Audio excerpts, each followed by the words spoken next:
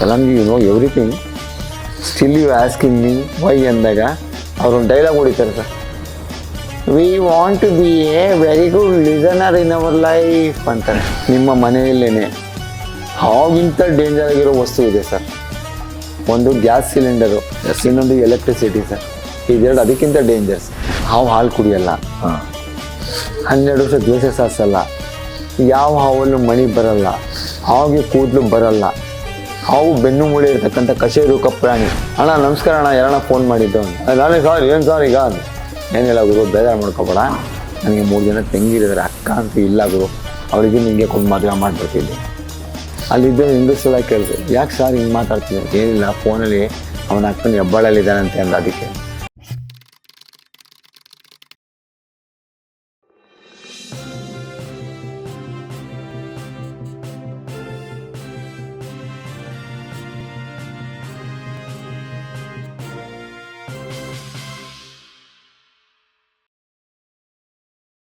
ಹೇಳಿ ಸರ್, ಸ್ನೇಕನ್ನು ಹಿಡಿಯುವ ಪ್ರಕ್ರಿಯೆ ಮಾತಾಡ್ತಾ ಇದ್ರಿ ಸರ್.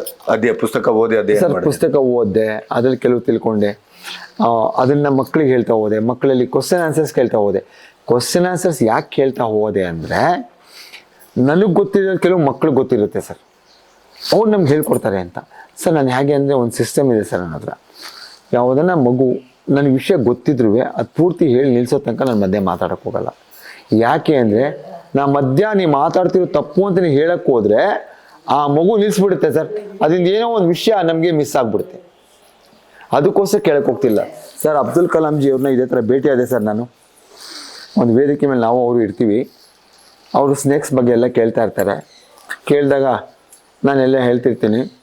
ಅದು ಕಲಾಂಜಿಯವ್ರಿಗೆ ಎಲ್ಲ ವಿಷಯ ತಿಳ್ಕೊಂಡಿರ್ತಾರೆ.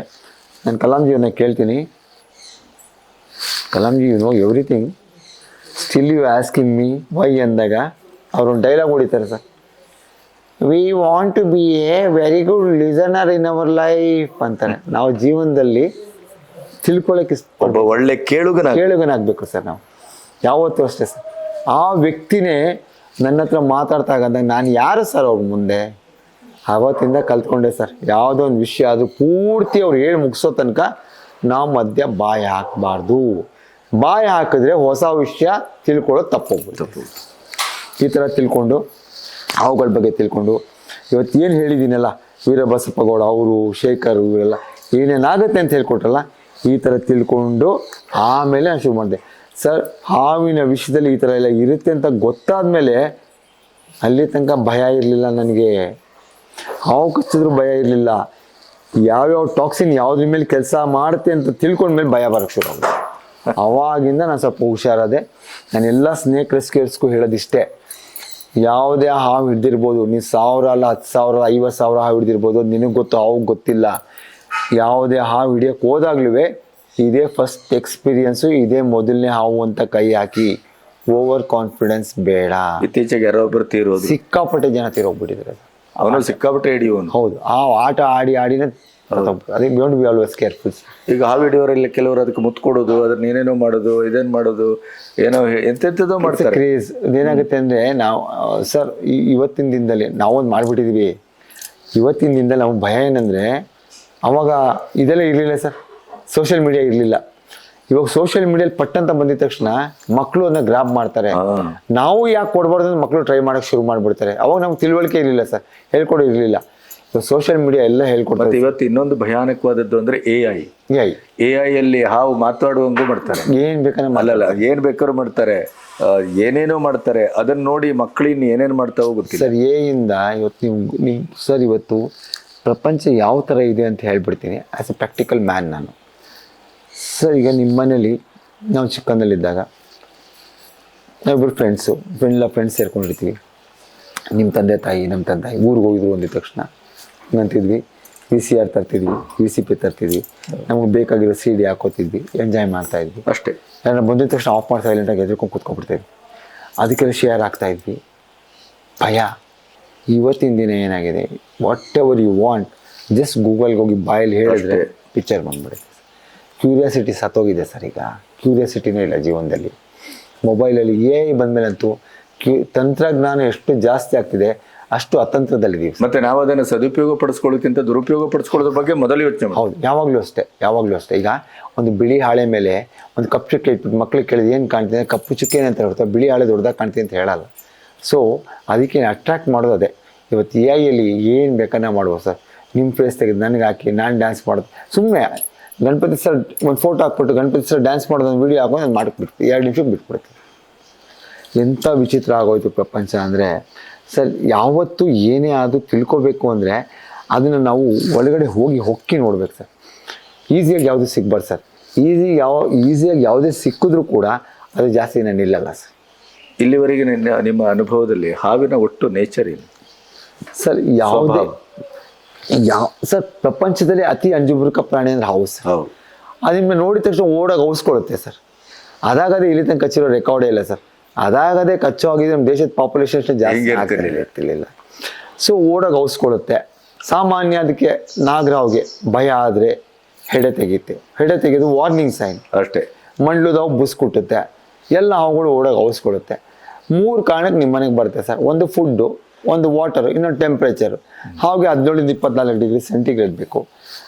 ಬೇಸಿಗೆ ಇದ್ದಾಗ ತಣ್ಣಗಿರೋ ಜಾಗಕ್ಕೆ ಬರುತ್ತೆ, ಚಳಿಗಾಲದಲ್ಲಿ ಬೆಚ್ಚಗಿರೋ ಜಾಗಕ್ಕೆ ಬರುತ್ತೆ. ಬೇಸಿಗೆಯಲ್ಲಿ ಫ್ಲವರ್ ಪಾಟ್ಸ್ ಹತ್ರ, ವಾಷಿಂಗ್ ಏರಿಯಾ ಹತ್ರ ಅಲ್ಲಿ ಇಲ್ಲಿ ಬಂದು ಸೇರಿಕೊಳ್ಳುತ್ತೆ. ಚಳಿಗಾಲದಲ್ಲಿ ಕಟ್ಟಿಗೆ, ಶೂ ಬಾಕ್ಸು, ಕಾರ್ಪೆಟ್ ಅಡಿಲಿ, ಹೊದಿಗೆ ಸಂದಿಲಿ, ಬಟ್ಟೆಗಳ ಸಂದಿಲಿ ಬಂದು ಸೇರಿಕೊಳ್ಳುತ್ತೆ ಟೆಂಪ್ರೇಚರ್ ಅಡ್ಜಸ್ಟ್ ಮಾಡ್ಕೊಳ್ಳೋಕ್ಕೆ. ಇಷ್ಟು ಬಿಟ್ಟರೆ ಸರ್ ಅದು ಮಾಮೂಲಿ ಸಾಮಾನ್ಯವಾಗಿ ಮರ ಹತ್ತೋ ಹಾವುಗಳು, ನೆಲದಲ್ಲೇ ಓಡಾಡೋ ಹಾವುಗಳು, ರಾತ್ರಿ ವೇಳೆಯಲ್ಲಿ ಓಡಾಡೋ ಹಾವುಗಳು, ನಾಕ್ಟರ್ನಲ್ ಸ್ನೇಕ್ಸು, ಟ್ರಿಂಕೆಟ್ಟು, ಸ್ಯಾಂಡ್ ಬೋವಾ, ಪೈಥಾನು, ಇದೆಲ್ಲ ನಾಕ್ಟರ್ನಲ್ ಸ್ನೇಕು. ನಾಗರಾವು, ಕೇರೆ ಹಾವು, ನೀರಾವೆಲ್ಲ ಬೆಳಿಗ್ಗೆ ಸಾಯಂಕಾಲ ಯಾವಾಗ ಬೇಕಾದ್ರೆ ಓಡಾಡುತ್ತೆ. But if you need food, ಆ ಟೈಮಲ್ಲಿ ಮಾತ್ರ ನಿಮ್ಮ ಮನೆಗೆ ಬರುತ್ತೆ, ಫುಡ್ ತಿನ್ಕೊಳುತ್ತೆ, ಅದ್ರ ಪಾಡಿಗೆ ಜಾಗಕ್ಕೆ ಹೋಗುತ್ತೆ ಸರ್. ಆರಾಮಾಗಿ ಕ್ರಾಲ್ ಆಗುತ್ತೆ. ಜನಕ್ಕೆ ಭಯ ಆಗೋದು ಇಷ್ಟೇ ಸರ್. ಅದು ಕೈ ಕಾಲಿದ್ರೆ ಯಾರೂ ಹೆದರ್ಕೋತಿರ್ಲಿಲ್ಲ. ಅದು ಹೊಟ್ಟೆಯಲ್ಲಿ ತೆವಳೋದ್ರಿಂದ, ಒಂದು ಹಿಂದಿನ ಕಾಲದಿಂದ ನಮ್ಮದೆಲ್ಲ ಕೋತಿ ಜೀನ್ ಇನ್ನೂ ಹೋಗಿಲ್ವಲ್ಲ ಸರ್, ಆ ಜೀನಲ್ಲೇ ಬಂದ್ಬಿಟ್ಟಿದೆ. ಆ ಒಂದೇ ವಿಷ ಕಚ್ಚುತ್ತೆ. ಅದಕ್ಕೋಸ್ಕರ ಚಿಕ್ಕ ಮಕ್ಳಿಗೆ ಹೇಳಿದ ತಕ್ಷಣ ಅಷ್ಟೇ, ಹುಳು ಉಪ್ಪೆ ಹಾವಿರುತ್ತೆ, ಹೋಗ್ಬೇಡ ಎದುರಿಸಿ ಅದು ಹತ್ರ ಬಿಡದೆ ಹೇಳ್ಕೊಂಡು ಒಂದು ವಿಷಯ ಹೇಳ್ತೀನಿ ಕೇಳಿ ಗಣಪತಿ ಸರ್. ನಿಮ್ಮ ಮನೆಯಲ್ಲೇ ಹಾವಿಗಿಂತ ಡೇಂಜರ್ ಆಗಿರೋ ವಸ್ತು ಇದೆ ಸರ್. ಒಂದು ಗ್ಯಾಸ್ ಸಿಲಿಂಡರು, ಇನ್ನೊಂದು ಎಲೆಕ್ಟ್ರಿಸಿಟಿ ಸರ್. ಇದೆರಡು ಅದಕ್ಕಿಂತ ಡೇಂಜರ್ ಸರ್. ಈ ಗ್ಯಾಸ್ ಸಿಲಿಂಡರ್ ಬಸ್ಟ್ ಆದರೆ ಇಡೀ ಮನೆನೇ ಹೊಡೆದೋಗುತ್ತೆ. ಹೌದು. ಒಂದು ಎಲೆಕ್ಟ್ರಿಸಿಟಿ ಕೇಬಲ್ ಇವತ್ತು ಎಲ್ಲರೂ ಮನೇಲಿ ಮದ್ದು 4-5 ಪಾಯಿಂಟ್ ಇರೋದು. ಇಲ್ಲಿ ಕಂಡಲ್ಲೆಲ್ಲ ಪಾಯಿಂಟಿಗೆ ಎಲ್ಲರೂ ಚಾರ್ಜ್ ಹಾಕ್ಬೇಕಲ್ಲ. ಆ ಯಾವುದೋ ಮಗು ಗೊತ್ತಿಲ್ಲದೆ ಗಿರ್ಪಿನ್ ತೊಗೊಂಡು ಹಾಕ್ಬಿಟ್ರೆ ಮಗು ಸ್ಪಾಟಲ್ಲಿ ಸತ್ತೋಗ್ಬಿಡುತ್ತೆ. ಯಾರದೇ ಮನೆ ನೋಡಿ ಕೆಳಗಡೆ ಹಾಕಿರೋ ಇದಕ್ಕೆ ಡಮ್ಮಿ ಪಿನ್ ಹಾಕೇ ಇರಲ್ಲ, ಎಲ್ಲ ತೆಗ್ದಿರ್ತಾರೆ. ಅದಕ್ಕಿಂತ ಡೇಂಜರ್ ಇದೆ ಸರ್. ಕರೆಕ್ಟ್. ಈಗ ಹಾವು ಕಚ್ಚಿದ್ರೆ ಮಾತ್ರ ವಿಷಯ, ಈ ಮಕ್ಕಳು ಗೊತ್ತಿಲ್ಲದೇ ಇದಾಗ್ಬಿಡುತ್ತೆ. ಸೊ ನಾನು ಹೇಳೋದಷ್ಟೇ ಸರ್, ನಿಮ್ಮ ಎಚ್ಚರಿಕೆಯಲ್ಲಿ ನೀವಿದ್ರೆ ಯಾವ ಹಾವು ಕಚ್ಚಿಸ್ಕೊಳ್ಳೋ ಅನಾಹುತನೇ ಬರೋದಿಲ್ಲ ಸರ್. ನಿಮ್ಮ ಈ ಪ್ರಯಾಣದಲ್ಲಿ ಕೆಲವು ನೆನಪುಳಿಯುವ ರೋಮಾಂಚಕಾರಿ ಕೆಲವು ಅನುಭವಗಳು ಸರ್ ಬೇಕಾದಷ್ಟಿದೆ. ನನಗೆ ಹಾವು ಹಿಡಿಯೋಕ್ಕೆ ರೋಮಾಂಚನಕ್ಕಿಂತ ಈ ಜನಗಳು ಆಡೋ ನಾಟಕಗಳಿದೆ, ಅದೇ ಬೇಕಾದಷ್ಟಿದೆ ಸರ್. ಸರ್ ಒಂದ್ಸಲ ಇದೇ ಥರ ಏನಾಗುತ್ತೆ ಅಂದರೆ, ಒಂದು ಫೋನ್ ಬರುತ್ತೆ ಸರ್ ನನಗೆ, ಒಂದು ಏರಿಯಾಯಿಂದ ಫೋನ್ ಬರುತ್ತೆ. ಮಾಮೂಲಿ ಭಕ್ತನಿಗೆ ಏನದು ಅಂತ ಕೇಳ್ತಾರಲ್ಲ ಫೋನ್ ಮಾಡಿದಾಗ, ಅವನ ಅಕ್ಕನೆಲ್ಲೋ ಹೆಬ್ಬಾಳಲ್ಲ ಅಂತ ತಗೊಂಡು ಇನ್ನು ಅರ್ಧ ಗಂಟೆ ಆಗುತ್ತೆ ಅಂತ ತಗೊಂಡು ಬರೋದು ಅಂತ. ಸೊ ನನಗೆ ಕೇಳುತ್ತೆ ಸರ್, ಅವಾಗ ಇನ್ನೊಂದು ಗೊತ್ತಾ, ಆಟೋ ಆನ್ಸರ್ ಹಾಕೊಂಡ್ಬಿಟ್ಟಿದ್ದೆ ನಾನು. 1100 ಆಟೋ ಆನ್ಸರ್ ಬರೋದು ಹಾಕೊಂಡ್ಬಿಟ್ಟು ರಿಂಗ್ ಆಗಿದ ತಕ್ಷಣ ಅದೇ ಇದಾಗ್ಬಿಡೋದು. ಯಾಕೆ ಅಂದರೆ ಬಡಿ ಮಗನ ಅವಾಗ ಔಟ್ ಗೋಯಿಂಗ್ 36 ರೂಪಾಯಿ ಇತ್ತು, ಇನ್ಕಮಿಂಗ್ 16 ರೂಪಾಯಿ ಇತ್ತು ಸರ್. ಸುಮ್ಮನೆ ಆಟ ಆಡ್ಸೋರು ಕಟ್ ಮಾಡಿದ್ರೆ 16 ರೂಪಾಯಿ ಎಗ್ರೋಟೋಗ್ಬಿಡೋದಿಲ್ಲ. ಅದಕ್ಕೆ ಆಟೋ ಆನ್ಸರ್ ಹಾಕೊಂಡ್ಬಿಟ್ಟಿದ್ದೆ. ಅದು ಅವ್ನು ಹಿಡಿಯೋ ತನಕ ನಂಗೆ ಕೇಳಿಸೋದಿಲ್ಲ ಸರ್. ನಾನು ಅಲ್ಲಿಗೆ ಹೋದೆ ಸರ್, ಹಾವು ಹಿಡಿಯೋಕ್ಕೆ ಹೋದೆ. I went there. ಹೋದಾಗ ಹಾವೆಲ್ಲ ಹಿಡ್ದಾಯ್ತು. ದೊಡ್ಡ ನಾಗರಾವ್, ಅಣ್ಣ ನಮಸ್ಕಾರ ಅಣ್ಣ, ಯಾರಣ್ಣ ಫೋನ್ ಮಾಡಿದ್ದು ಅಂತ. ನಾನೇ ಸರ್, ಏನು ಸರ್ ಈಗ ಅದು? ಏನಿಲ್ಲ ಗುರು, ಬೇಜಾರು ಮಾಡ್ಕೊಬೇಡ, ನನಗೆ 3 ಜನ ತಂಗಿರಿದ್ದಾರೆ, ಅಕ್ಕ ಅಂತೂ ಇಲ್ಲ ಗುರು, ಅವಳಿದ್ದು ನಿಮಗೆ ಕೊಂಡು ಮದುವೆ ಮಾಡಿಬಿಡ್ತಿದ್ದೆ. ಅಲ್ಲಿದ್ದು ಹೆಂಗಸೆಲ್ಲ ಕೇಳಿದ್ರು, ಯಾಕೆ ಸರ್ ಹಿಂಗೆ ಮಾತಾಡ್ತಿದ್ದೆ? ಏನಿಲ್ಲ, ಫೋನಲ್ಲಿ ಅವನ ಅಕ್ಕನ ಹೆಬ್ಬಾಳಲ್ಲಿದ್ದಾನಂತೆ ಅಂದ. ಅದಕ್ಕೆ ನಾನು ಈ ಕಡೆ ಬಂದೆ ಸರ್. ಎಲ್ಲ ಹೆಂಗಸು ತಿರ್ಕೊಬಿಟ್ರು ಆಮೇಲೆ. ಏನು ಮಾತಾಡ್ತಿದ್ದೆ ನೀನು? ಜನಕ್ಕೆ ಹೌದು ಯಾರ ಜೊತೆ ಯಾವ ಥರ ಮಾತಾಡಬೇಕು ಅಂತ ಗೊತ್ತಿಲ್ಲ ಸರ್. 2ನೇ ಸರ್ ಹೆಬ್ಬಾಳು 23rd ಕ್ರಾಸಲ್ಲಿ ಸರ್ ಒಂದು ಬಿಲ್ದಲ್ಲಿ ಹಾವು ಊಟಾಗಿದೆ ಅಂತ ಕರೆದ್ರು. I went they. ಇದೇ ಟೈಮ್ ಸರ್, ಅಕ್ಟೋಬರ್-ನವಂಬರ್ ಟೈಮು. ಒಂದು ಹಾವು ಹಿಡ್ಕೊಂಡು ಬ್ಯಾಗ್ ಹಾಕ್ದೆ ಸರ್, ಹವಾಯಿ ಸ್ಲಿಪ್ಪರ್ ಮಿಸ್ ಆಗಿ ಒಳಗಡೆ ಬಿದ್ದೋಯ್ತು. ಆಡಲಿಕ್ಕೆ ಬಿತ್ತಲ್ಲ ಅಂತ ಎತ್ಕೊಳ್ಳೋಕ್ಕಾಗಿ ಐ ಆಮ್ ಗೆಟಿಂಗ್ ಸೌಂಡ್, ಇನ್ನೊಂದೇನೋ ಸೌಂಡ್ ಬರ್ತದೆ, ಸೌಂಡ್ ಬರ್ತದೆ. ಅದನ್ನ ಸರಿ 1 ಹಾವು ಸಿಕ್ತು. ಅಗಸ್ತಾ 4 ಹಾವು ಸಿಕ್ತು ಸರ್ ಆ ಜಾಗದಲ್ಲಿ. ಆಮೇಲೆ ಟೆಸ್ಟ್ ಮಾಡಿದಾಗ ಗೊತ್ತಾಯಿತು, it was in mating time 1 female 3 males ಹಾಕಿತ್ತು ಸರ್ ಓ ಮೇಟಿಂಗ್ ಟೈಮಲ್ಲಿ. ಏನಾಗುತ್ತೆ ಹೆಣ್ಗಳಲ್ಲಿ ಹೆಣ್ಣ ಒಂದು ವಾಸನೆ ಬಿಟ್ಕೊಂಡು ಹೋಗುತ್ತೆ ಹಾವುಗಳಲ್ಲಿ. ಆ ವಾಸನೆ ಉಟ್ಕೊಂಡು ಹಲವಾರು ಗಂಡ ಬರುತ್ತೆ, ಅದರಲ್ಲಿ ಕಾಂಬ್ಯಾಟ್ ಆಗುತ್ತೆ. ಯಾವ್ದು ಕಾಂಬ್ಯಾಟ್ ಆಗುತ್ತೆ, ಕಾಂಪಿಟೇಷನು ಯಾವ್ದು ಗೆಲ್ಲುತ್ತೆ ಅದು ಹೆಣ್ಣಾವ್ ಜೊತೆ ಮಿಲನ ಆಗುತ್ತೆ. ಆಮೇಲೆ ಮಿಕ್ಕಿದ ಅದ್ರ ಪಾಡಿಗೆ ಹೊಟ್ಟೋಗುತ್ತೆ, ಈ ಗಂಡವು ತನ್ನ ಪಾಡಿಗೆ ತನ್ನ ಹೊಟ್ಟೋಗುತ್ತೆ. ಈ ಹೆಣ್ಣಾವಿನ ಹೊಟ್ಟೆ ಒಳಗಡೆ ಮೊಟ್ಟೆ ಡೆವಲಪ್ ಆಗೋ ತನಕ ಇದ್ಬಿಟ್ಟು ಕರೆಕ್ಟಾಗಿರೋ ಟೆಂಪ್ರೇಚರ್ ಜಾಗ ಹುಡ್ಕೊಂಡೋಗಿ ಮೊಟ್ಟೆಗಳನ್ನ ಇಟ್ಟು ಕೆಲವು ಜಾತಿ ಅವು ಕಾವು ಕೊಟ್ಟು ಮರಿ ಮಾಡುತ್ತೆ, ಕೆಲವು ಜಾತಿ ಅವು ಕಾವಲು ಕಾಯ್ಕೊಂಡು ಮರಿಗಳು ಈಚೆ ಬರ್ತದೆ ಸರ್. ಅದೊಂದು ಎಕ್ಸ್ಪೀರಿಯನ್ಸ್ ಸರ್. ಒಂದು ಮನೆಗೆ ಸರ್ ಐ ಗಾಟ್ ಎ ಕಾಲ್, ಶ್ಯಾಮ ಬೇಗ ಬನ್ನಿ, ವಿದ್ಯಾರಣ್ಯಪುರಮಲ್ಲಿ ಒಂದು ಹಾವು ಬಂದುಬಿಟ್ಟಿದೆ, ಮನೆ ಖಾಲಿ ಮಾಡ್ತಾ ಇದ್ದೀವಿ, ಒಂದು ಅಟ್ಟದ ಮೇಲೆ ಹಾವಿದೆ ಅಂತ. ನಾನು I rush to that place. ಏನು ಫಾಸ್ಟಾಗಿ ಹೋದೆ ಸರ್. ಹೋದ್ರೆ ಏನಾಗಿದೆ ಸರ್, ನಾನು ಒಂದು ಬಾಲ ಅಲ್ಲಾಡ್ತಿದ್ದೆ ಅಷ್ಟೇ ಸರ್. ಇದೇನು ಈ ಥರ ಒಂದು ತಪ್ಪಲೆ ಹೇಳಿದ್ರೆ ಹಿಂಗೆ ಅಲ್ಲಾಡ್ತದ್ದು, ಇಷ್ಟುದ್ದ ಇದೆ ಸರ್. ಸಡನ್ಲಿ ಇದೇನು ಈ ಥರ ವಿಚಿತ್ರವಾಗಿರೋ ಹಾವನ್ನ ನೋಡೇ ಇಲ್ಲ ಅಂತ ಕೊಕ್ಕೆಯಾಗಿ ಕೇಳ್ಕೊಂಡ್ರೆ it's a rubber snake sir. ಇವ್ರು ಯಾವುದೋ ಟೈಮಲ್ಲಿ ಎಕ್ಸಿಬಿಷನ್ಗೆ ಹೋಗಿದ್ದಾರೆ, ತಂದಲ್ಲಿ ಎಸ್ಬಿಟ್ಟಿದ್ದಾರೆ, ಮಗು ಆಡ್ತಿರ್ತಂದ ಎಮ್ಮ ಎಸ್ಬಿಟ್ಟಿದ್ದಾಳೆ ಭಯ ಪಟ್ಬಿಟ್ಟು. ಅದನ್ನ ಎಳೆಯೋಕೆ ಹೋದ್ರೆ ಹಿಂಗೆ ಅಲ್ಲಾಡಿದ ತಕ್ಷಣ ಹೆದರ್ಬಿಟ್ಟಿದ್ದಾರೆ ನೋಡಿ. ರಬ್ಬರ್ ಹಾವು ಅದು ಎಳೆದ್ಮೇಲೆ ನನಗೂ ಗೊತ್ತಾಗಿತ್ತು ಸರ್. ಸುಮಾರು ಎಕ್ಸ್ಪೀರಿಯನ್ಸ್ಗಳು ಬೇಕಾದಷ್ಟು ಎಕ್ಸ್ಪೀರಿಯನ್ಸ್ ಆಗ್ಬಿಟ್ಟಿದೆ ಸರ್. ನಮ್ಗೆ ಎಷ್ಟೋ ಜನ ಸರ್ ಇಡಿಯಟ್ಸ್ ಫೋನ್ ಮಾಡ್ತಾರೆ, ಇನ್ಯಾರ ಕೈಲೂ ಹಿಡಿಸ್ಬಿಟ್ಟಿರ್ತಾರೆ, ನಾವೆಲ್ಲೋ ಕಾಲ್ ಮಾಡಿದಾಗ ಸ್ವಿಚ್ ಆಫ್ ಮಾಡ್ಕೊಂಡ್ಬಿಟ್ಟಿರ್ತಾರೆ. ಇನ್ಯಾರ ಕೈಲೂ ಹಿಡಿಸಿದ್ವಿ ಬರಬೇಡಿ ಅಂತಲೂ ಹೇಳಲ್ಲ ಸರ್. ಇವಾಗಂತೂ ಗಲ್ಲಿಗೆ ಸ್ನೇಕ್ ರೆಸ್ಕ್ಯೂ ಇರೋದ್ರಿಂದ ಏನು ಸಡನ್ನಾಗೆ ಕರೆದ್ಬಿಡ್ಬೇಕು, ಯಾರು ಬಂದರೂ ಪರವಾಗಿಲ್ಲ ಅಂತ. ಎಟ್ ಎ ಟೈಮ್ 4-5 ಜನ ಹೋಗ್ತೀವಿ ಸರ್ ಅಲ್ಲಿಗೆ. ಅವಾಗ ನಂದು ಟೈಮ್ ವೇಸ್ಟು, ಅವ್ರದ್ದು ಟೈಮ್ ವೇಸ್ಟು, ಎಲ್ಲರೂ ಟೈಮ್ ವೇಸ್ಟ್ ಸರ್. ಇವತ್ತು ಏನು ಪರಿಸ್ಥಿತಿ ಆಗಿದೆ ಅಂದರೆ ಎಲ್ಲ ಕೈಗೆ ಸಿಗೋದ್ರಿಂದ ಜಸ್ಟ್ ಕಾಲ್ ಮಾಡ್ತಾರೆ, ಕರೆಸ್ಬಿಡ್ತಾರೆ. ನಾನು ಅದಕ್ಕೆ ಯಾರಿಗೆ ಕಾಲ್ ಮಾಡಿದ್ರೆ ಫಸ್ಟ್ ಕೇಳ್ತೀನಿ, ಬೇರೆ ಯಾರಿಗಾನ ಹೇಳಿದರೆ ದಯವಿಟ್ಟು ಹೇಳಿಬಿಡಿ, ನಾನು ಹೊರಡ್ತೀನಿ ಈಗ. ಯಾಕೆ ನಾ ಬಂದಮೇಲೆ ಅವರು ಬಂದು ಸುಮ್ಮನೆ ಇದಾಗೋದು ಬೇಡ. ಆಮೇಲೆ ಇನ್ನು ಕೆಲವ್ರು ಏನು ಮಾಡ್ತಾರೆ ಗೊತ್ತಾ ಸರ್, ಅವ್ರು ಫಸ್ಟು ಫೋನ್ ಮಾಡಿದ ತಕ್ಷಣ ನಂಬರ್ ಸಿಕ್ಕಿದ ತಕ್ಷಣ ಸ್ನೇಕ್ ಶ್ಯಾಮ ಅಂತ ಕೇಳ್ತಾರೆ. ಇವ್ರು ಹ್ಞೂ ಅಂದ್ಬಿಡ್ತಾರೆ ಸರ್. ಇವ್ರು ಹೋಗ್ತಾರೆ ಅಡ್ರೆಸ್ ಹುಡ್ಕೊಂಡು ಹೋದಾಗ, ಸ್ನೇಕ್ ಶ್ಯಾಮಲ್ಲಿ ನೀವು ಬಂದಿರೋ, ಅವ್ರು ಬ್ಯುಸಿ ಇದ್ರು ಅದಕ್ಕೆ ನನ್ನೇನು ಕಳಿಸಿದ್ರು ಅಂತ ಹೇಳ್ತಾರೆ ಸರ್. ಈ ಥರ ಎಲ್ಲ ಮಾಡ್ತಾರೆ ಸರ್. ಏನು ಮಾಡೋಕ್ಕಾಗಲ್ಲ. ನೀವು ಸ್ಟಾರ್ಟ್ ಮಾಡಿದಾಗ ಹಾವಿಡಿಯೋರ ಸಂಖ್ಯೆ ಎಷ್ಟಿತ್ತು? ಯಾರೂ ಇಲ್ಲ ಸರ್. ಇದ್ದಿದ್ದು ನಾನು, ರಾಜ್ಕುಮಾರ್ ಇಬ್ಬರೇ ಇದ್ದಿದ್ದೆ ಸರ್. ಇನ್ನೆಲ್ಲ ಬಿಟ್ಟರೆ ನಮ್ಮ ಹಾವು ಆಡ್ಸೋರು ಇದ್ರು. ಹೈದರ್ ಅವ್ರ ಭಾವ ಇದ್ದರು, ಹೈದರ್ ತಮ್ಮ ಬಾಬುಗಿದ್ದ. ಅವಾಗೆಲ್ಲ ಅವ್ರು ಯಾವ ಆಡ್ಸೋರು ಅವರೇ ಇದ್ದಿದ್ದು. ನಾವು ಯಾರೂ ಇರಲಿಲ್ಲ ಸರ್. ನೊಬಡಿ was there.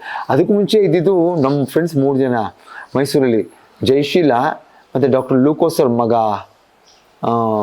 ಮೋಹನ್, ಇನ್ನೊಬ್ಬರು ನಾವು, ಜಯಶೀಲ, ಮೋಹನ್, ರಾಜ್ಕುಮಾರ್, ಇಷ್ಟೇ ಜನ ಇದ್ದೀವಿ ಸರ್. ಅದು ಬಿಟ್ಟರೆ ಹೈದರ್ ಅವರು, ಅವನ್ನ ಕರ್ಕೊಂಬರ್ಬೇಕಿತ್ತು. ನಾವು ಸೈಕಲ್ ಹಿಡ್ಕೊಂಡು ನಮ್ದೊಂದು ಗ್ಯಾಂಗ್ ಇತ್ತು ಸರ್, ಬಳ್ಳಾರಿ ಸರ್ಕಾರ ಹತ್ರ ಸೇರ್ಕೋತಾ ಇದ್ವಿ. ಅವಾಗ ಜಯಶೀಲನೂ ಸತ್ತದ, ಡಾಕ್ಟರ್ ಲೂಕೋಸ್ ಅವ್ರ ಮಗ ಮೋಹನ್ ಸತ್ತದ, ರಮಾನಂದ ಫಿಲಮ್ ಕಾಮಿಡಿ ಮಾಡ್ಕೊಂಡಿದ್ದಾನೆ. ಈಗ ನಾವು ಸೊ ಈ ಹಾವಿನ ಬಗ್ಗೆ ಇರುವ ಕಲ್ಪನೆಗಳು ಎಷ್ಟು ಸರಿ ಸರ್? ತಪ್ಪು ಕಲ್ಪನೆ. 12 ವರ್ಷ ದ್ವೇಷ ಅಂತಾರೆ, ಅಥವಾ ಅದು ದ್ವೇಷ ಸಾಧಿಸ್ತದೆ ಅಂತ, ಅಥವಾ ನಾವೀಗ ನಾಗರಾವನ್ನ ಪೂಜಿಸುವುದಾಗ್ಲಿ, ನಾಗದೋಷ ಅನ್ನೋದಾಗ್ಲಿ, ಈ ಥರದಕ್ಕೆ ನಿಮ್ಮ ಅಭಿಪ್ರಾಯ? ಸರ್ ನನ್ನ ಪ್ರಕಾರ ಹಾಲು ಕುಡಿಯಲ್ಲ, 12 ವರ್ಷ ದ್ವೇಷ ಸಾಧಿಸಲ್ಲ, ಯಾವ ಹಾವಲ್ಲೂ ಮಣಿ ಬರಲ್ಲ, ಹಾವಿಗೆ ಕೂದಲು ಬರಲ್ಲ, ಹಾವು ಬೆನ್ನು ಮೂಳೆ ಇರ್ತಕ್ಕಂಥ ಕಶೇರುಕ ಪ್ರಾಣಿ. ಸೊ ಇದೇನಾಗಿದೆ ಅಂದರೆ ಜನರಲ್ಲಿ ತಪ್ಪು ಕಲ್ಪನೆ ತುಂಬಿಟ್ಟಿದ್ದಾರೆ ಸರ್. ಹಾಲು ಕುಡಿಯುತ್ತೆ, 12 ವರ್ಷ ದ್ವೇಷ ಸಾಧಿಸುತ್ತೆ, ಹಾವಿನ ತಲೆಯಲ್ಲಿ ಮಣಿ ಬರುತ್ತೆ, ಪುಂಗಿ ಊದಿದ್ರೆ ಹಾವು ಬರುತ್ತೆ, ಹಾವು ಕಿವಿನೇ ಕೇಳಲ್ಲ ಸರ್. ಅದೇ ಹೇಳುದು, ಬರೀ ತಪ್ಪು ಕಲ್ಪನೆ.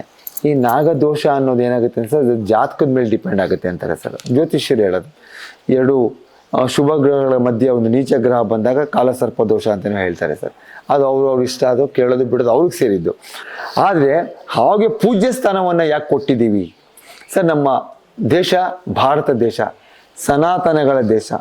ನಾವು ಮೊದಲಿಂದ ಪ್ರಕೃತಿಯನ್ನು ಆರಾಧನೆ ಮಾಡಿ ಪೂಜೆ ಮಾಡ್ತಕ್ಕಂಥ ಬಂದಿರತಕ್ಕಂಥ ದೇಶ. ಇವತ್ತು ನೋಡಿ, ನಾವು ಅರಳಿ ಮರವನ್ನು ಪೂಜೆ ಮಾಡ್ತೀವಿ, ಬೇವಿನ ಮರವನ್ನು ಪೂಜೆ ಮಾಡ್ತೀವಿ, ಹಸುವನ್ನು ಪೂಜೆ ಮಾಡ್ತೀವಿ, ಹಾವನ್ನು ಪೂಜೆ ಮಾಡ್ತೀವಿ, ನಾಯಿಯನ್ನು ನಾರಾಯಣ ಅಂತ ಕರಿತೀವಿ, ದತ್ತಾತ್ರೇಯ ಸ್ವರೂಪ ಅಂತ ಕರಿತೀವಿ, ಕೋಳಿಗೂ ಒಂದು ಪೂಜೆ ಮಾಡ್ತೀವಿ, ಪ್ರತಿಯೊಂದು ಪ್ರಾಣಿಗಳಿಗೂ ಒಂದು ಪೂಜ್ಯ ಸ್ಥಾನ ಕೊಟ್ಟು. ಯಾಕೆ ಅಂದರೆ ಅದರಿಂದ ಮನುಷ್ಯನಿಗೆ ಒಂದು ಉಪಯೋಗ ಆಗ್ತಾ ಇದೆ. ಈಗ ಅರಳಿ ಮರದಿಂದ ಒಳ್ಳೆ ಆಕ್ಸಿಜನ್ ಸಿಗುತ್ತೆ, ಬೇವಿನ ಮರದಲ್ಲಿ ಮೆಡಿಸಿನ್ ವ್ಯಾಲ್ಯೂ ಇದೆ. ಈ ಹಾವುಗಳು ರೈತರು ಬೆಳೀತಕ್ಕಂಥ ಆಹಾರ ಧಾನ್ಯಗಳನ್ನು ಇಲಿಗಳು ತಿಂದು ಹಾಳು ಮಾಡುತ್ತೆ. ಅಂಥ ಇಲಿಗಳನ್ನು ನುಂಗಿ ನಮ್ಗೆ ಆಹಾರವನ್ನು ರಕ್ಷಣೆ ಮಾಡ್ತಾ ಇದೆ. ಅದಕ್ಕೋಸ್ಕರ ಒಂದು ಪೂಜ್ಯ ಸ್ಥಾನವನ್ನು ಕೊಟ್ಟಿದ್ದಾರೆ. ಪ್ರತಿಯೊಂದಕ್ಕೂ ಪೂಜ್ಯ ಸ್ಥಾನ ಕೊಟ್ಟಿರೋದ್ರಿಂದ ಅದ್ರ ಉಳಿವಿಗೋಸ್ಕರ ಒಂದು ಪೂಜ್ಯ ಸ್ಥಾನ ಕೊಟ್ಟಿದ್ದಾರೆ. ಸಾಮಾನ್ಯ ನೋಡಿ, ಹಳ್ಳಿ ಮರ ಯಾರು ಕಡಿಯಲ್ವಾ, ಬೇವಿನ ಮರ ಕಡಿಯಲ್ವಾ, ಅವನು ಹೊಡಿಯಲ್ವಾ, ಗೋಮಾತೆ. ಯಾಕೆ ಅಂದರೆ ತಾಯಿ ಎದೆ ಹಾಲು ನಿಂತಾಗ ಮಗು ಕೊಡೋದೇ ಗೋಹಾಲು ಕೊಡೋದು. ಆ ಗೋವುಗಳ ಹಾಲು ನಾವು ಎಷ್ಟು ವರ್ಷ ತನಕ ಕುಡಿತೀವಿ ಸರ್, ನಮ್ಮ ಜೀವ ಇರೋ ತನಕ ಕುಡಿತೀವಿ ಸರ್ ಅಲ್ವಾ. ಸೊ ಅದಕ್ಕೆ ಪೂಜ್ಯ ಸ್ಥಾನ ಕೊಡ್ತಾ ಬಂದರು ಸರ್. ಇಲ್ಲ ಅಂದಿದ್ರೆ ಸರ್, ಪೂಜ್ಯ ಸ್ಥಾನ ಕೊಡದೆ ಹೋಗಿದ್ರೆ ಅರಳಿ ಮರಗಳೇ ಇರ್ತಿಲ್ಲ ಸರ್. ಇವತ್ತು ನೋಡಿ ಸರ್, ನಿಮಗೆ ಮದುವೆ ಆಯಿತು ಸರ್, ಎಷ್ಟೋ ವರ್ಷ ಆಗೋ ತನಕ ಮಗುನೂ ಆಗಲಿಲ್ಲ. ಹಿಂದಿನ ಕಾಲದಲ್ಲಿ ಎಂಥ ಸೈಂಟಿಫಿಕ್ ರೀಸನ್ ಸರ್, ಅವ್ರು ಎಂಥ ಸೈಂಟಿಸ್ಟ್ಗಳು ಸರ್ ಹಿಂದಿನ ಕಾಲದವರು. ಒಂದು ಜೋಡಿ ನಾಗ ಹಾವನ್ನ ಪ್ರತಿಷ್ಠಾಪನೆ ಮಾಡಿ, ಮೇಟಿಂಗ್ ಸ್ನೇಕ್ ಪ್ರತಿಷ್ಠಾಪನೆ ಮಾಡಿ 48 ದಿನ ಅದಕ್ಕೆ ಹೋಗಿ ಮಡೀಲಿ 48 ಪ್ರದಕ್ಷಿಣೆ ಮಾಡಿ, ಬಗ್ಗಿ ನಮಸ್ಕಾರ ಮಾಡಿ, ಬೆಳಿಗ್ಗೆ ಸೂರ್ಯೋದಯ ಆಗುವಾಗ ಮಾಡಿ. ಸರ್ ನಿಮ್ಮ ಮೈಂಡಲ್ಲಿ ಏನಿದೆ ಸರ್, ನಿಮ್ಮ ಮೈಂಡಲ್ಲಿ ಏನಿದೆ, ಮಗು ಆಗಬೇಕು ಅಂತ ಇದೆ ಸರ್, ಅದು ಫಿಕ್ಸ್ ಆಯ್ತಾ ಸರ್? ಅಲ್ಲ, ಇದು ಮತ್ತೆ ಮತ್ತೆ ಕೇಳ್ಕೊಳ್ಳುವಂಥ ಅಲ್ವಾ. ಎರಡನೇದು ಇವ್ರು ನಡ್ಕೊಂಡೋದ್ವಿ ಸರ್, ಪ್ರದಕ್ಷಿಣೆ ಹಾಕಿದ್ರೆ ಸರ್, ವಾಕಿಂಗ್ ಆಯ್ತಾ ಸರ್ ಅದು. ನೆಕ್ಸ್ಟು ಬಗ್ಗಿ ನಮಸ್ಕಾರ ಮಾಡಿದ್ರೆ ಸರ್ 48 ಅಬ್ಡಮನ್ ಏನಾಯ್ತು ಸರ್, ಎಕ್ಸಸೈಸ್ ಆಯ್ತಾ ಸರ್. ನೆಕ್ಸ್ಟು ಆ ಟೈಮಲ್ಲಿ ಸೂರ್ಯನ ಕಿರಣಗಳು ಅರಳಿ ಮರದ ಮೇಲೆ ಬಿದ್ದಾಗ ಫೋಟೋ ಸಿಂಥಸಿಸ್ ಆಗ್ತಿರುತ್ತೆ sir. On the time will get very good oxygen ಎಲ್ಲ ಸಿಗುತ್ತೆ ಸರ್. ಅವಾಗ ಏನಾಗುತ್ತೆ, ನಿಮ್ಮ ಬಾಡಿಲಿ ಇರ್ತಕ್ಕಂಥ ಹಾರ್ಮೋನ್ಸ್ ಎಲ್ಲ ವೇರಿ ಆಯ್ತಾ ಸರ್. ನಿಮ್ಮ ಬ್ರೈನಲ್ಲಿ ಇದು ಬರೀ ಮಗು ಆಗಬೇಕು ಅಂತ ಮಾತ್ರ. ಅವಾಗ ಏನಾಗುತ್ತೆ ಸರ್, ಆಟೋಮೆಟಿಕಲಿ ಎಲ್ಲ ಇದೆ ಕನ್ಸೀವ್ ಆಗುತ್ತೆ ಸರ್. ನಾಗ ಪ್ರತಿಷ್ಠೆ ಮಾಡದೆ ಕನ್ಸೀವ್ ಆಯಿತು. ಬಟ್ ಇದು ಹಿಂದೆ ಇರೋ ಸೈನ್ಸ್ ಯಾರಿಗೂ ಗೊತ್ತಿಲ್ವಲ್ಲ ಸರ್. ದಟ್ ಈಸ್ ಹಿಂದಿನ ಕಾಲದ ಸೈನ್ಸ್ ಸರ್. ಅವ್ರು ನಿಜವಾಗ್ಲೂ ಸೈಂಟಿಸ್ಟ್ಗಳು ಸರ್. ನಂಬಿಕೆಯ ಹಿಂದೆ ಸೈನ್ಸ್ ಇರ್ತಿತ್ತು. ಎಸ್, ಆ ಸೈನ್ಸ್ ಅಂದ್ರೆ ನಂಬುದಿಲ್ಲ ಜನ. ಎಸ್, ಜ್ಞಾನದ ಹಿಂದೆ ವಿಜ್ಞಾನ, ವಿಜ್ಞಾನದಲ್ಲಿ ಜ್ಞಾನ ಇದೆ ನೋಡಿ sir. Correct. That is our ಸೈಂಟಿಸ್ಟ್ಗಳು ಹಿಂದಿನ ಕಾಲದವರು ಸರ್. ಅದರಿಂದ ಕನ್ಸೀವ್ ಆಗ್ತದೆ. ಆದ್ದರಿಂದ ಇದಕ್ಕೆಲ್ಲ ಪೂಜ್ಯ ಸ್ಥಾನ ಕೊಡ್ತಾ ಬಂದರು ಸರ್. ಆ ಪೂಜ್ಯ ಸ್ಥಾನ ಕೊಟ್ಟಿರೋದ್ರಿಂದನೇ ಆ ಪ್ರಾಣಿಗಳು ಇನ್ನೂ ಉಳ್ಕೊಂಡಿದೆ, ಇಲ್ಲಾಂದ್ರೆ ಸಾಯಿಸಾಕ್ಬಿಡೋದು. ಪಾಪ ಗಿಡಗಳನ್ನ ನೋಡ್ದ. ಇವತ್ತು ನೀವು ಸಾಮಾನ್ಯ ಹೆಚ್ಚು ಕಮ್ಮಿ 90-98 ಸಾವಿರ ಸ್ನೇಕ್ ಹೌದು ಸರ್, ಹೌದು ಹಿಡಿದಿದ್ದೇನೆ ಅಂತ ಹೇಳ್ತಾ ಇದ್ರಿ. ಇಲ್ಲಿವರೆಗೆ ನಿಮಗೆ ಆ ಹಿಡಿಯುವಿಕೆ ಆತ್ಮತೃಪ್ತಿಯನ್ನು ಕೊಟ್ಟಿದೆಯಾ, ಅಥವಾ ಒಂದು ರೀತಿಯ ರಿಸ್ಕಿ ಜಾಬನ್ನು ನಾನು ಪ್ರತಿ ಕ್ಷಣವೂ ಮಾಡ್ತಾ ಇದ್ದೇನೆ ಅಂತ? ಯಾಕಂದರೆ ನಾನು ಈಗ ನಿಮ್ಮೊಟ್ಟಿಗೆ ಸಂದರ್ಶನ ಅಥವಾ ಮಾತುಕತೆ ಮಾಡ್ತಾ ಇರುವಾಗಲೇ ಏನಿಲ್ಲ ಅಂದರೂ ಒಂದು 25-30 ಫೋನು ರಿಂಗ್ ಆಗ್ತಾ ಇತ್ತು. ಅಂದರೆ ಪ್ರತಿದಿನ ಇದೇ ಗೊಡವೆ ಅಂತ ಅಂದ್ಕೊಳ್ತೀನಿ ಸರ್. ಪ್ರತಿದಿನ ಇದೇ ಬರ್ತಿರುತ್ತೆ ಸರ್. ಫೋನ್ 24 hours into 7 ನಂದು ಕೆಲಸ ಸರ್. ಬಟ್ ಆದರೆ ಸರ್, ನನಗೆ ಬೇಜಾರು ಅನ್ನೋದು ಆಗೇ ಇಲ್ಲ ಸರ್. ಸರ್ ನೋಡಿ, ಈಗ ಕೆಲವು ಗೌರ್ಮೆಂಟ್ ಅಫಿಷಿಯಲ್ ಸರ್ ರಿಟೈರ್ಡ್ ಆದರೆ ಸಾಕು ಅಂತ ಕಾಯ್ತಾ ಇರ್ತಾರೆ ಸರ್, ಆರಾಮಾಗಿರ್ಬೋದು ಅಂತ. ಬಟ್ ನನಗೆ ಸರ್ ಇವತ್ತೇನು ಒಂದು ಕಾಲೇ ಬರಲಿಲ್ವಲ್ಲ, ಅವುಗಳೆಲ್ಲ ಏನು ಮಲ್ಕೊಂಡ್ಬಿಟ್ಟಿದ್ಯಾ ಅನಿಸುತ್ತೆ ಸರ್. ನೋಡಿ, ಈಗ ಪಾಪ ಯಮ್ಮ ಎದ್ಕೊಂಡು ಗಾಬರಿಲಿ ಫೋನ್ ಮಾಡ್ತಾಯಿಲ್ಲ, ಮನೆ ಬಾಗಿಲಿಂದ ಸೇರ್ಕೊಂಡ್ಬಿಟ್ಟಿದೆ, ಬೇಗ ಬನ್ನಿ ಅಂತ, ಹೊಸ ಕೋರ್ಟ್ ಹತ್ರ. ನಾನು ಹೋಗೋ ತನಕ ಅವ್ರ ಜೀವ ಕೈಲಿ ಹಿಡ್ಕೊಂಡಿರ್ತಾರೆ, ಹಿಡಿದ್ಮೇಲೆ ಒಂಥರ ನಿರಾಳವಾಗಿರ್ತಾರೆ ಸರ್. ಸರ್ ಅದಕ್ಕೆ ನನಗೊಂದು ಪದ್ಯ ಇತ್ತು ಸರ್, ನಾನೊಬ್ಬ ನಿದ್ದೆ ಮಾಡಿದರೆ ಅದು ನನ್ನೊಬ್ಬನ ಹಿತಕ್ಕೆ, ನಾನೊಬ್ಬ ಎಚ್ಚೆತ್ತು ದುಡಿದರೆ ಊರೆಲ್ಲರ ಹಿತಕ್ಕೆ ಅಂತ ಸರ್ ಒಂದೊಂದು ಪದ್ಯ ಇತ್ತು ಸರ್. ಸೊ ಅದೇ ಥರ ಕೆಲಸ ಮಾಡ್ಕೊಂಡು ಬರ್ತಾ ಇದ್ದೀನಿ ಸರ್. ಖುಷಿ ಇದೆ ಸರ್ ಇದರಲ್ಲಿ. ನಾನು ಆಗಲೇ ಹೇಳಿದೆ ನಿಮಗೆ, ಏನೇ ಕಷ್ಟ ಆದರೂ ಆ ಕಷ್ಟನ ಇಷ್ಟಪಟ್ಬಿಟ್ರೆ ಅದು ಕಷ್ಟನೇ ಅನಿಸಲ್ಲ. ಖುಷಿಯಾಗಿದ್ದೀನಿ ಸರ್. 24 hours ಯಾವಾಗ ಫೋನ್ ಮಾಡಿದ್ರು ನಾನು ಹೋಗೋಕೆ ಇರ್ತೀನಿ ಸರ್. ಈ ಹಾವುಗಳಿಂದ, ಇದರ ಸಾವಾಸದಿಂದ ಏನನ್ನು ಕಲ್ತ್ರಿ ಸರ್? ನೋಡಿ, ಒಳ್ಳೊಳ್ಳೆ ವ್ಯಕ್ತಿಗಳು ಸಿಕ್ಕಿದ್ರು, ಒಳ್ಳೊಳ್ಳೆ ವ್ಯಕ್ತಿಗಳು ಕಾಂಟ್ಯಾಕ್ಟ್ ಆಯಿತು. ಇವತ್ತು ಹಾವು ಒಂದು ಪ್ರಾಣಿ ಇಲ್ಲದೆ ಹೋಗಿದ್ರೆ ಗಣಪತಿ ಸ್ಟುಡಿಯೋ ನಮ್ಮ ಮನೆಗೆ ಬರ್ತಿರ್ಲಿಲ್ಲ, ನೀವು ಸ್ನೇಕ್ ಶಾಮ್ ಆಗ್ತಿರ್ಲಿಲ್ಲ, ಅಬ್ದುಲ್ ಕಲಾಂ ಜಿ ಭೇಟಿ ಆಗ್ತಿಲ್ಲ, ರಾಜ್ಯೋತ್ಸವ ಅವಾರ್ಡ್ ಸಿಗ್ತಿಲ್ಲ, ಕರ್ನಾಟಕ ಮೈಸೂರು ಜಿಲ್ಲೆ ಅವಾರ್ಡ್ ಸಿಗ್ತಿರ್ಲಿಲ್ಲ, ನ್ಯಾಷನಲ್ ಜಾಗ್ರಫಿ ಬರೋಕ್ಕಾಗ್ತಿಲ್ಲ. ಯಾರು ಗುರುತಿಸಿ ನಾನು ಒಬ್ಬ ಸಾಮಾನ್ಯ ಆಟೋ ಡ್ರೈವರ್ ಕಳ್ತರ ಆಟೋ ಡ್ರೈವರಾಗಿ ಇದ್ಬಿಡ್ತಿದ್ದೆ. ಖಂಡಿತವಾಗ್ಲೂ ಏನೇ ನಾನು ಈ ಉನ್ನತ ಮಟ್ಟಕ್ಕೆ ಬರೋಕ್ಕೆ ಮೂಲ ಕಾರಣನೇ ಹಾವು, ಆಟೋ ಎರಡುವೇ. ಆಟೋನೂ ತೊಗೊಳ್ದೆ ಹೋಗಿ ಜನಕ್ಕೆ ಪರಿಚಯ ಆಗ್ತಿದ್ದಿಲ್ಲ.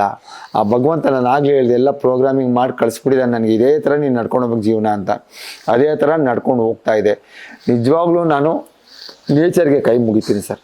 ಈ ನೇಚರಲ್ಲಿ ಹಾವು ಅಂತಕ್ಕಂಥ ಒಂದು ಪ್ರಾಣಿ ಸೃಷ್ಟಿ ಆಗದೆ ಹೋಗಿದ್ರೆ ನನಗಿಷ್ಟು ಗೌರವ ಸಿಗ್ತಾ ಇರಲಿಲ್ಲ. ಆ ಗೌರವ ತಂದುಕೊಟ್ಟಿರೋದೇ ನನಗೆ ಹಾವುಗಳು ಸರ್. ಹಾವುಗಳನ್ನು ಹೊಡೆಯುವುದು, ಹಾವುಗಳೊಟ್ಟಿಗೆ ಆಟ ಆಡೋದು, ಅಥವಾ ಹಾವುಗಳನ್ನು ಟೇಕನ್ ಫಾರ್ ಗ್ರಾಂಟೆಡ್ ಮಾಡುವಂಥ ಈ ಮನಸ್ಸುಗಳಿಗೆ ಏನು ಹೇಳ್ತೀರಿ? ದಯವಿಟ್ಟು ನಾನು ಹೇಳೋದಿಷ್ಟೇ, ರಕ್ಷಣೆ ಮಾಡಿ, ಸಂರಕ್ಷಣೆ ಮಾಡಿ. ಅದ್ರ ಜೊತೆ ಆಡಕ್ಕೆ ಹೋಗ್ಬಿಟ್ಟು ಜೀವ ಕಳ್ಕೊಬೇಡಿ.